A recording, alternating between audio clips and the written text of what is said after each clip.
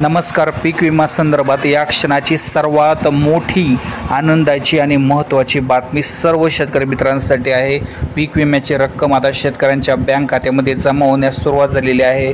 बातमी गडचिरोलीवरून आहे. मागील वर्षभरापासून शेतकऱ्यांना पीक विम्याच्या हप्त्याची प्रतीक्षा होती. अखेर केंद्र शासनाकडून पीक विमा मंजूर होऊन राज्य शासनाकडे वर्ग करण्यात आला आहे. त्यानंतर 11 ऑगस्ट रोजी शेतकऱ्यांच्या बँक खात्यात 5,38,00,000 रुपयांची रक्कम या ठिकाणी जी आहे डायरेक्टली ट्रान्सफर या ठिकाणी झालेली आहे.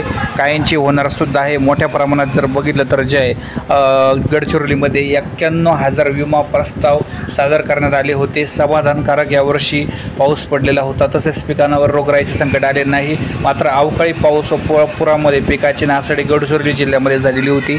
त्यामुळे जर बघितलं तर त्या ठिकाणी जे आता ही भरपाई मिळणार आहे. पीक विम्याची रक्कम शेतकऱ्यांच्या बँक खात्यात डायरेक्ट डीबीटीने या ठिकाणी ट्रान्सफर झालेली असेल किंवा आज किंवा उद्या होऊ शकेल. धन्यवाद व्हिडिओ बघितल्याबद्दल.